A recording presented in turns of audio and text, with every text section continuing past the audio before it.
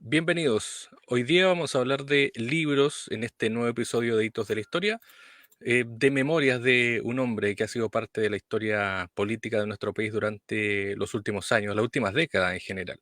El libro se llama Notas de Memoria. Nuestro invitado es Óscar Guillermo Garretón. Muchos lo recordarán o lo conocen porque él ha sido parte de la política activa y también ahora en otras facetas durante estos últimos años. Pero escribió este libro que es de Editorial Catalonia, lo recalcamos, Notas de Memoria.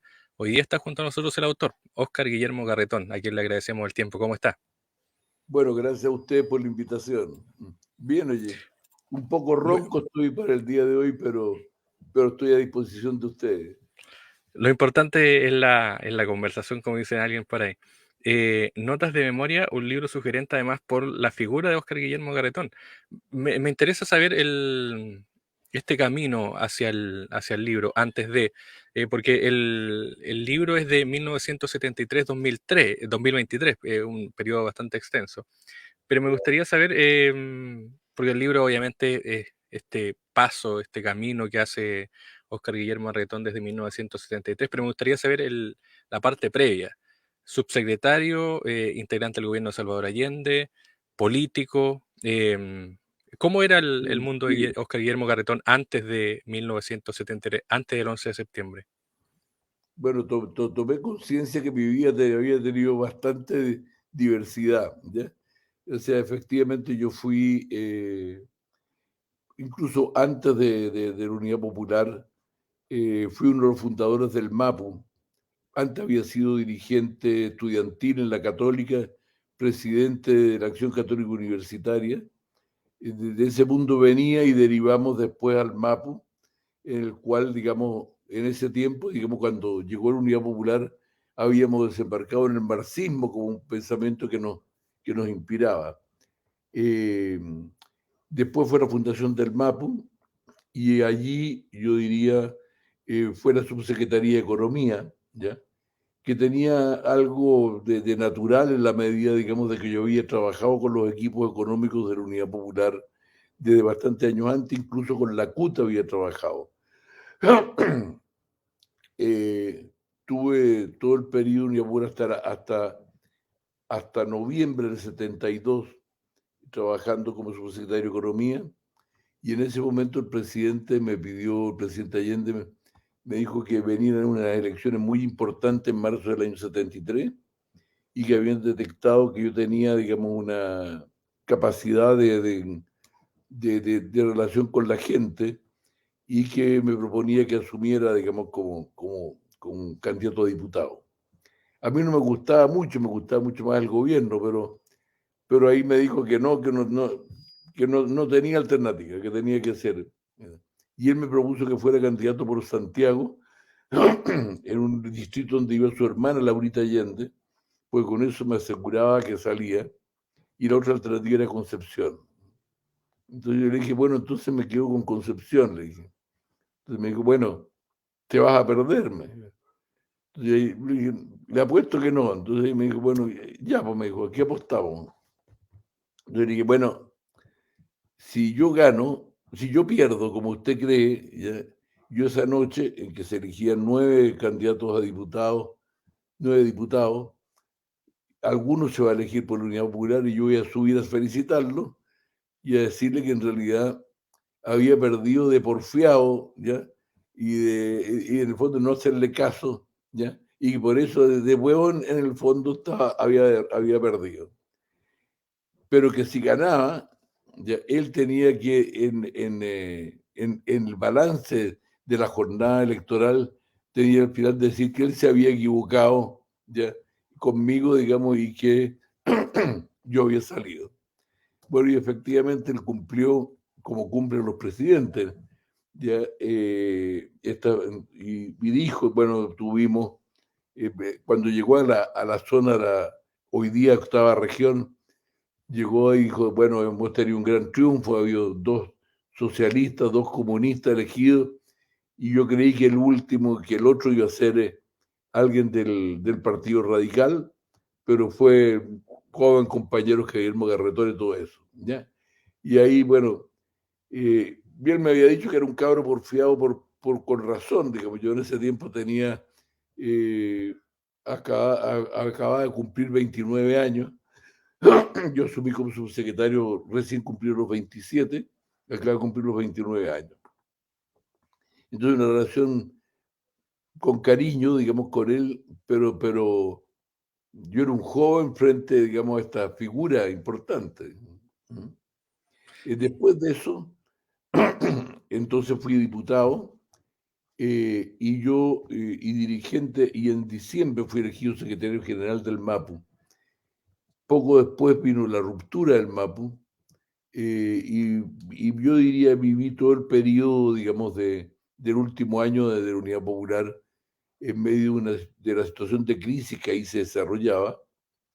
Y al momento del golpe eh, fui sindicado como uno de los 10 más buscados por la dictadura. ¿Ya? Poco después, en el fondo, tuve que asilarme en la Embajada de Colombia porque en el fondo, buscándome a mí, la verdad que comenzaron a apresar, a torturar, digamos, una gran cantidad de militantes del MAPU buscándome. E incluso mataron a 2 personas muy cercanas mías, que era mi chofer y el cabro que lo acompañaba como guardaespaldas, que eran 2 hermanos muy queridos por mí, pero que a la fecha del golpe no sabían dónde yo iba a estar, porque uno de ellos se había enamorado en Concepción en la campaña mía de diputado y se casaba el 15 de septiembre, o sea, 4 días después del golpe. Dejaron de trabajar conmigo en agosto y a la fecha no sabían dónde yo estaba, pero no midieron, yo creo bien, lo peligroso que era su situación, porque eso no lo sabían los que nos buscaban. Y obviamente era una búsqueda obvia. Mi chofer, digamos, con quien yo había vivido 3 años y conocía mi casa, la casa de mis padres, mis amigos, donde circulaba aquí, bueno, todo. Bueno, y le entregaron el cadáver de su... lo dejaron botados en la calle cerca de la casa de sus padres, digamos, con muestras evidentes de tortura. ¿Tuvo Después, conciencia usted? en el exilio 14 años, volví, estuve preso en Valparaíso por la acusación de sedición en la Marina. Salí con libertad condicional, pero la libertad condicional establecía que yo no podía ser funcionario público ni participar en elecciones de votación popular, por lo tanto está excluido de la política prácticamente. Y allí fue que Elwin, que quería que yo estuviera en el gobierno, con él descubrieron ahí en el gobierno de que el Metro de Santiago era una sociedad anónima, por lo tanto, si yo era presidente de Metro, no era funcionario público, sino que presidente de una sociedad anónima. Y entonces me nombraron allí, y porque no podía ser funcionario público yo.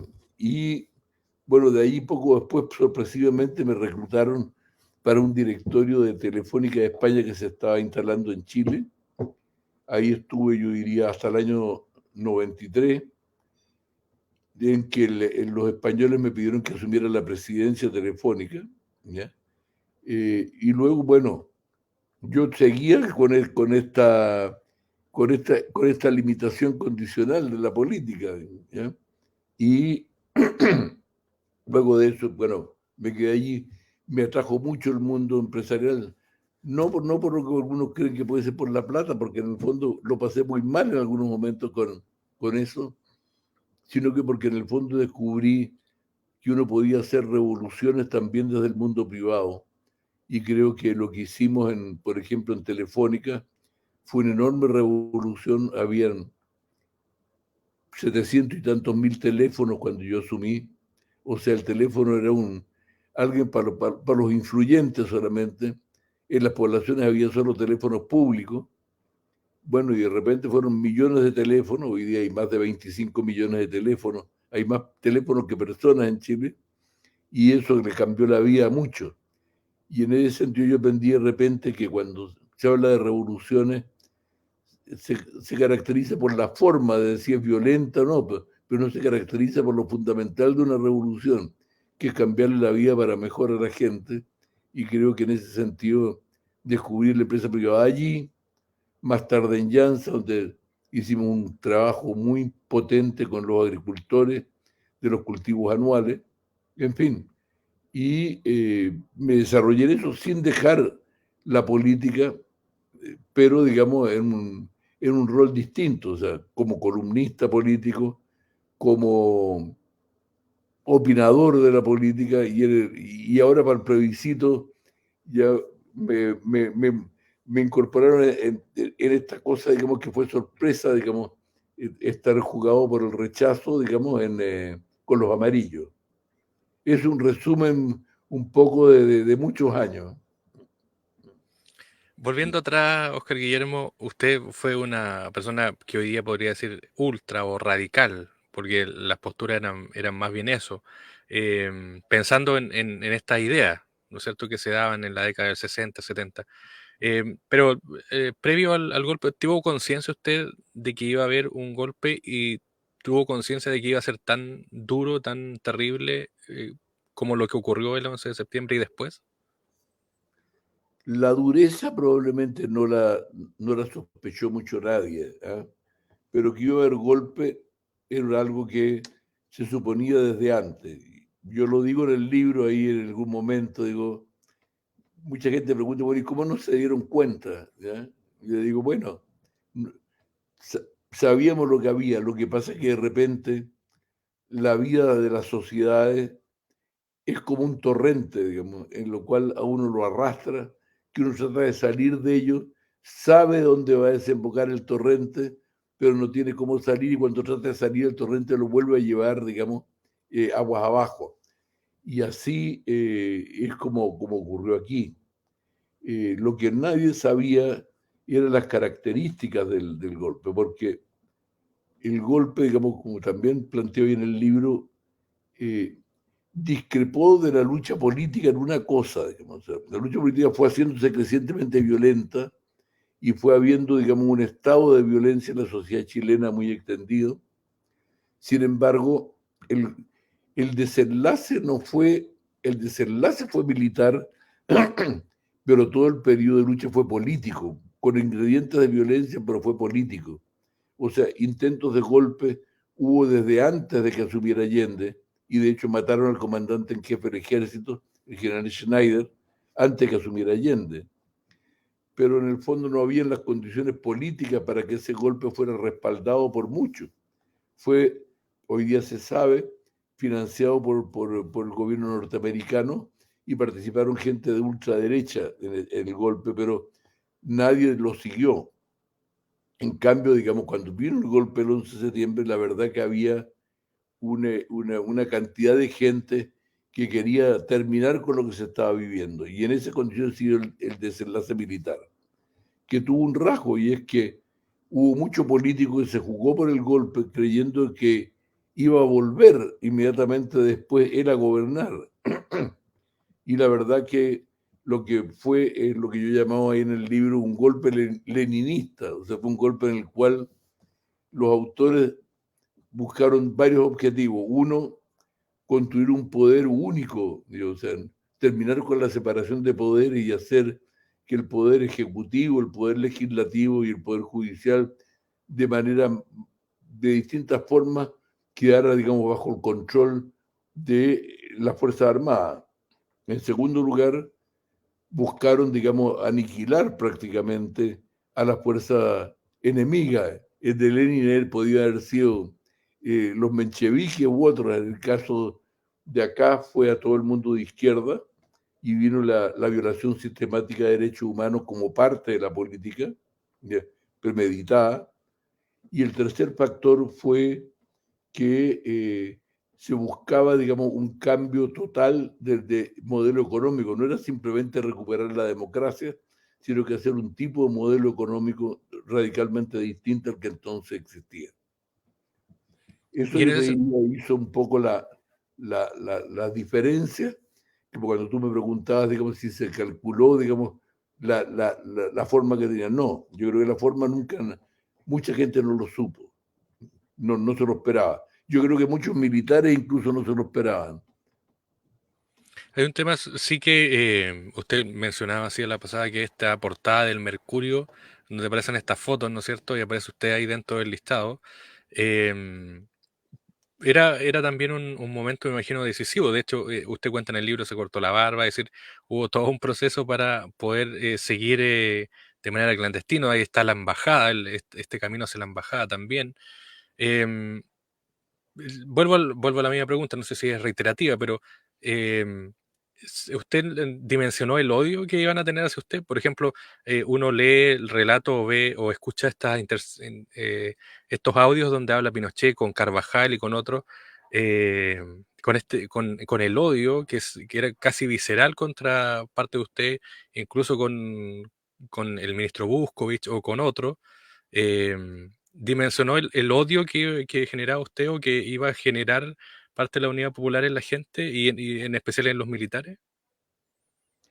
Bueno, yo creo que es verdad, se creó una situación, yo te diría, muy violenta de la gente sintiendo, digamos, unos y otros, digamos, que su adversario no era solamente alguien que pensaba distinto, sino que era un enemigo. Y en eso, sin duda, digamos, que el odio era tremendamente fuerte.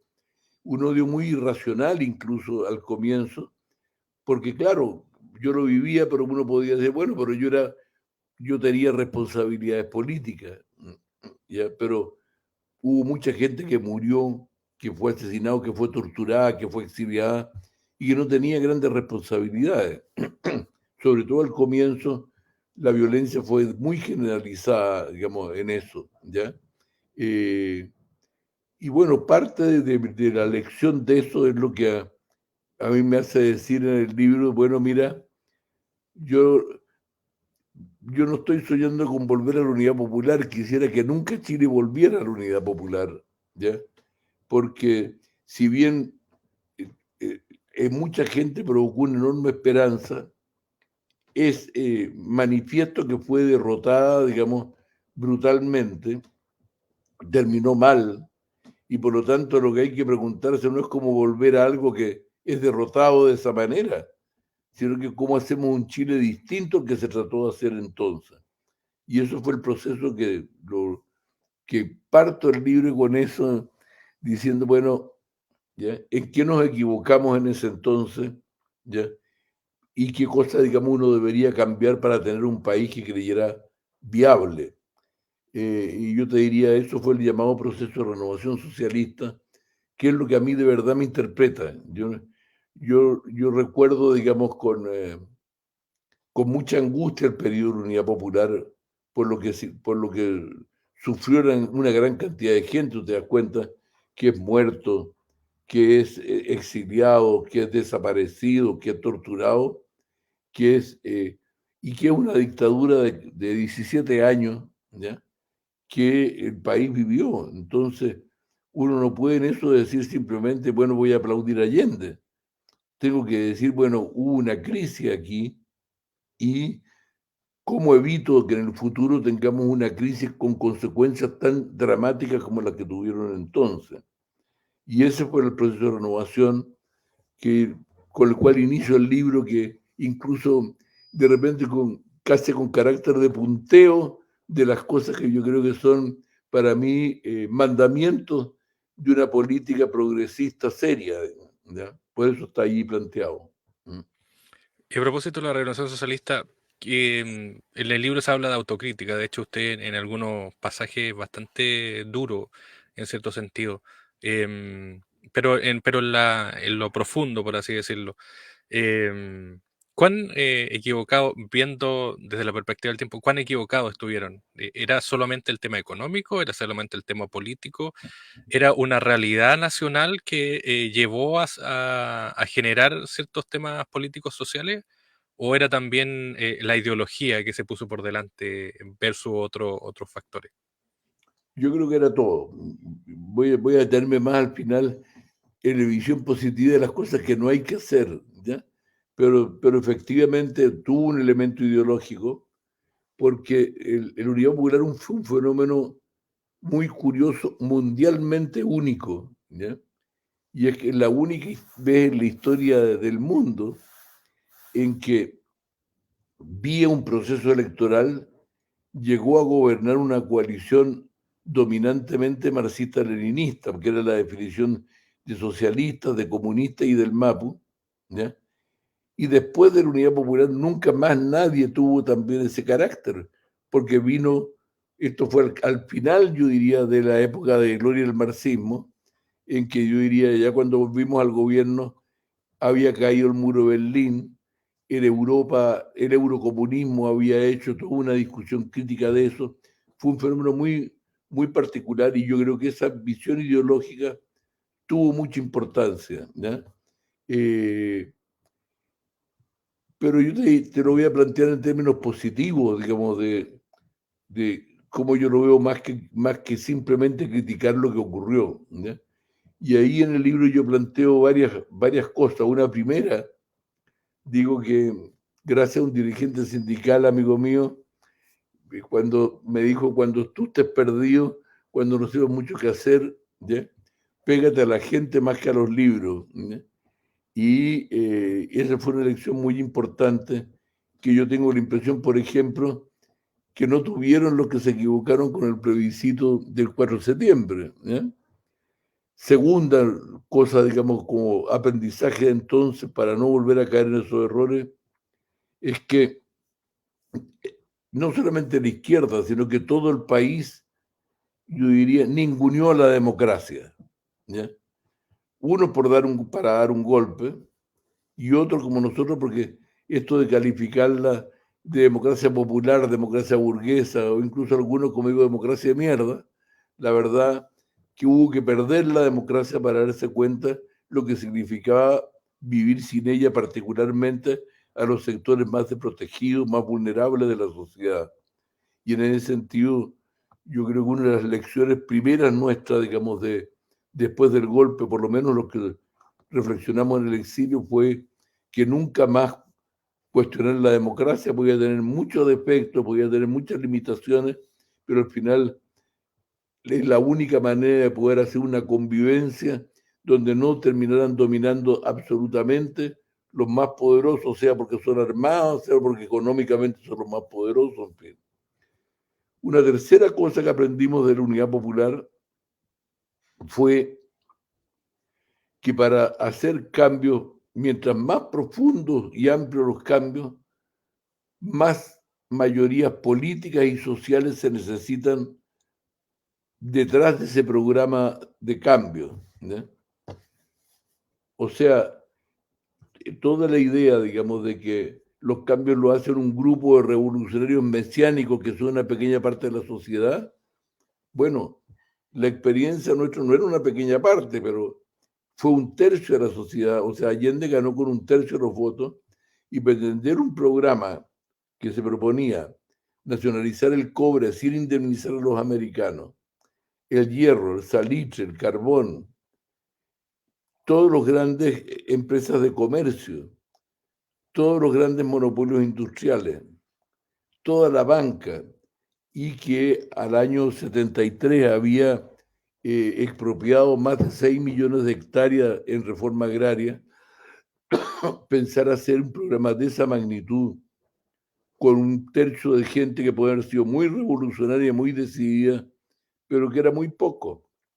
Entonces, la idea fue decir, mire, se necesitan fuerzas. Y además políticamente se sentían, digamos, que todo el resto que no fuera revolucionario eran sus adversarios. Y se dio la paradoja durante el periodo de Unidad Popular que la democracia cristiana tenía un programa también de cambio, de muchos cambios, hablaban de vía no capitalista de desarrollo, ¿ya? Pero se transformaron por lo mismo casi en enemigos principales. La derecha era una especie de referente, pero la gran disputa era que en la izquierda veíamos a los demócratas cristianos como que eran en el fondo unos vendidos al imperialismo, y a los monopolios, digamos, y por lo tanto, digamos, no una actitud de cercanía. Una de las grandes lecciones nuestras fue decir, si queremos hacer cambios potentes, necesitamos mayorías sociales y políticas. Y yo diría ese es el origen del pensamiento que terminó en la concertación de partidos por la democracia, en la cual tanto una parte de la izquierda, la parte no comunista de la izquierda y la democracia cristiana, en el fondo hicieron una autocrítica consecuente de llegar, digamos, a tener gobierno con una alianza suficientemente amplia y con una mayoría suficientemente amplia. Otra lección aprendí allí, que interesa, fue, bueno, el mundo es lo que es hoy día, ¿ya? No es el tiempo, digamos, de la Guerra Fría, en que uno podía decir está el modelo soviético comunista y está el modelo capitalista, sino que lo que estaba claro, digamos, es que para que el país y fuera adelante se necesitaba que las empresas privadas tuvieran un rol y jugaran un papel en eso, que hubiera un manejo fiscal muy riguroso. El manejo fiscal riguroso y la disciplina fiscal no era una cosa tan importante en ese entonces. Fue a partir de las lecciones de lo que eso significó desde el punto de vista del efecto de impacto inflacionario y otros, que se hizo muy importante. Entonces hubo un cambio en la lógica económica como producto, digamos, de eso, y que es lo que hace que algunos de nosotros que estamos en ese proceso miramos con tanta distancia algunas de las medidas que, por ejemplo, el Frente Amplio pretendió adoptar sin poder hacerlo. Después, también para nosotros, por toda esa experiencia, fue una lección que teníamos que oponernos a la violencia, no por razones tácticas, no porque calculáramos de que íbamos a perder, sino que porque en el fondo por un problema, por una razón de principio, y es que cuando ganan los armados, gobiernan los armados y no los pueblos. Gobiernan los armados de verde olivo o gobiernan los armados de uniforme regular, pero no terminan mandando a los pueblos. Y por lo tanto, digamos, la defensa, digamos, de la convivencia pacífica entre nosotros, el rechazo, digamos, a lo que es el descuido sobre la seguridad y la vida tranquila de los ciudadanos, pero eso era un tema de principio. Y eso nos hizo, a esta parte del mundo de izquierda a la cual yo pertenezco, ser particularmente crítico ahora frente a las medidas, digamos, más o menos blandas y vacilantes en torno a lo que es el terrorismo en el sur o el tratamiento de la delincuencia acá, ¿no? Bueno, son muchas más lecciones. ¿Para qué te voy a decir más, Armando? Porque si no, se puede prolongar mucho esto, pero son como 7 lecciones que están en la introducción del libro y que hacen, esta es la base de mi pensamiento. He evolucionado, he cambiado muchas cosas, pero esa base de pensamiento es la que, desde la cual yo miro la historia de la Unidad Popular y también miro mucho el presente. Y en ese sentido, antes de finalizar, Oscar Guillermo, hay también el presente. De hecho, usted pasó, como decíamos, por la democracia cristiana, el MAPU, el golpe de Estado, el exilio, también luego se reincorpora, nace la concertación. Em, ¿Cómo toma usted también esta crítica a los 30 años o esta crítica que se hizo a propósito del estallido social a la concertación? Pero también, ¿cómo mira usted esta izquierda, de lo que usted dice sentirse también parte en este mundo donde al parecer no sé si es tan distinta, quizá ahora ya no es marxista-leninista, pero sí hay una izquierda que todavía cree en ciertas cosas que no sé si estamos de acuerdo o no, pero hay cosas que no fueron nomás. Esta especie de pseudo revolución o esta mano blanda con la delincuencia, con toda esta mirada de la izquierda que a veces parece tan distante o que tiene ciertos ribetes de mirar hacia atrás con nostalgia. Bueno, mira, yo te diría desde incluso un poco antes de eso, de esto que ya hemos vivido lo último durante el actual gobierno, yo tenía una visión crítica de esta izquierda, ¿ya? O sea, la renovación socialista fue una separación de aguas con una izquierda que no cambió y que siguió insistiendo, digamos, en pensamientos más antiguos. Que la primera cosa que no entendió fue cómo recuperar la democracia y cómo gobernar bien en democracia. antes de que gobernara Boris y otro, porque en el fondo ellos se opusieron, digamos, creyeron de que iban a terminar la dictadura con la lucha armada, con el Frente Patriótico y otros así, y la verdad que logramos terminarla con elecciones libres, entendiendo cuál era la realidad, jugando básicamente la fuerza de la mayoría y de las fuerzas políticas para la mayoría, y terminamos después de haber ganado sacando de la cárcel a muchos de los que habían sido tomados presos por la dictadura. O sea, fue un triunfo, digamos, incluso, digamos, en todo el ámbito por nosotros. Y después un gobierno de que respondía a la lógica que yo ya te he enunciado en eso. Entonces, que entre paréntesis, es bien importante, yo lo he conversado mucho, sobre todo con gente del mundo empresarial, ¿ya? Es cierto que el cambio a una economía de mercado fue hecho por el general Pinochet y por el gobierno militar.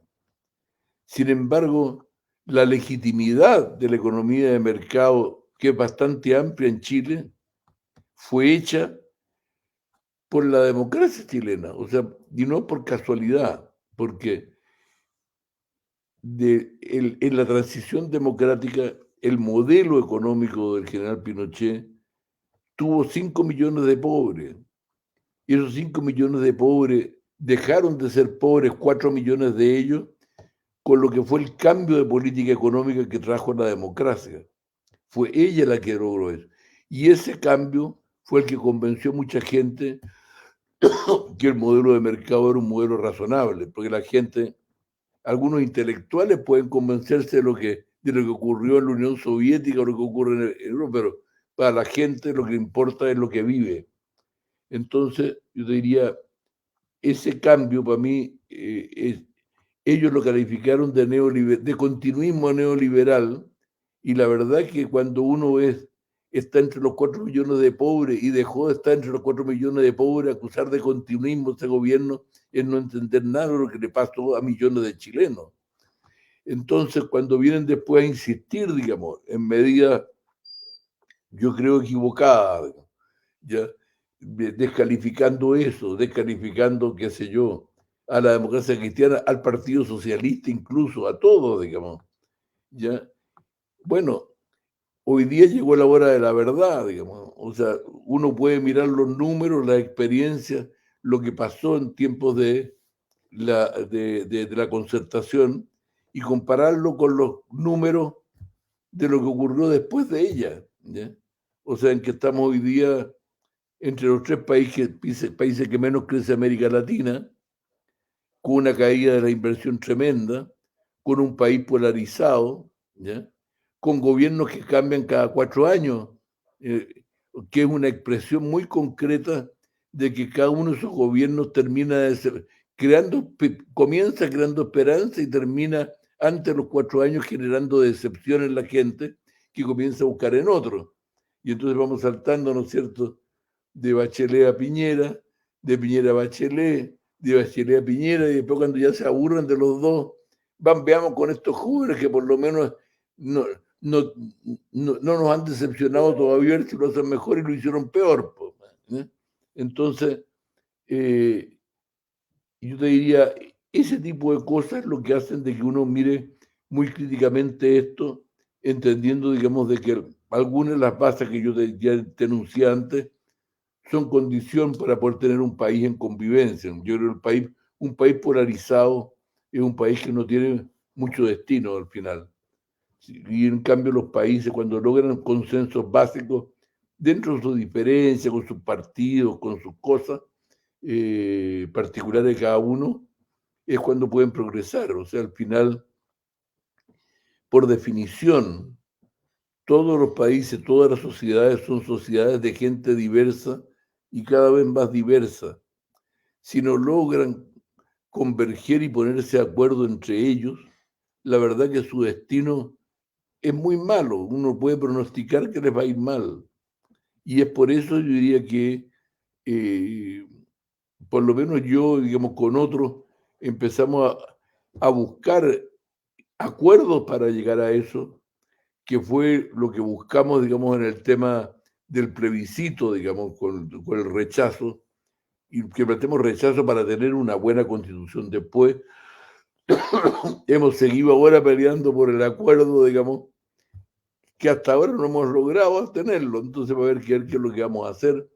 Pero si no hay acuerdo, yo te puedo decir que yo tengo la impresión de que hoy día, si se presenta una cosa, digamos, que represente solamente a los republicanos y que hay un gran rechazo, yo creo que va a haber un efecto muy negativo para toda la política.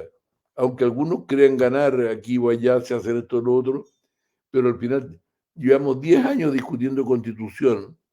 Si terminamos después de los 10 años en el rechazo por la gente de la propuesta que se hace, digamos, bueno, es un desastre para todos, particularmente para aquellos que hace 10 años dijeron que era necesario cambiar la constitución y ahora aparecen defendiendo la constitución que había. Entonces, es una cosa muy, muy, muy dramática lo que vivimos. Y si terminamos con el rechazo y después tampoco hay pensiones, tampoco hay reforma tributaria, tampoco hay empleo porque la gente no invierte, porque en el fondo, en la situación de incertidumbre que hoy día hay, bueno, tiene que ser un empresario temerario, digamos, el que opera así. Y de hecho, un grueso de la gente está invirtiendo, pero está invirtiendo fuera de Chile, digamos. Y eso nos lleva también, que es algo obvio, nos lleva a estos caudillismos, lo que está ocurriendo en Argentina, por ejemplo. Bueno, yo te diría, yo tengo la impresión de que, o sea, hace un tiempo nos comparamos con los CDE, ¿ya? Ahora estamos volviendo a compararnos con América Latina, que es, entre paréntesis, el subcontinente que sale más mal parado de la pandemia, mucho más que los otros, incluyendo que África, ¿ya? Y en eso resulta que dentro de esto que salen mal parados en general América Latina, Argentina, Haití y Chile son los 3 países que van a decrecer este año. O sea, están en el fondo de la tabla de América Latina, estamos como el fútbol. ¿Ya?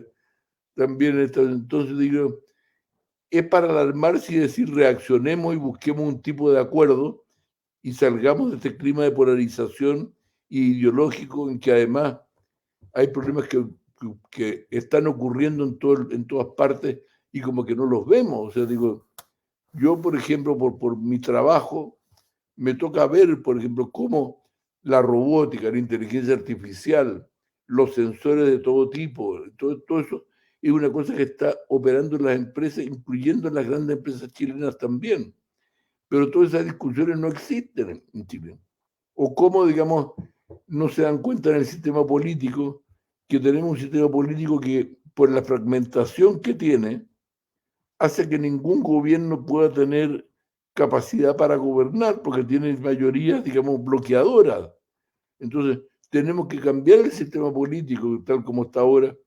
Si hay un poco menos de diputados, no le hace mal a nadie, salvo algunos los que pueden perder, pero son unos poquitos, ¿ya?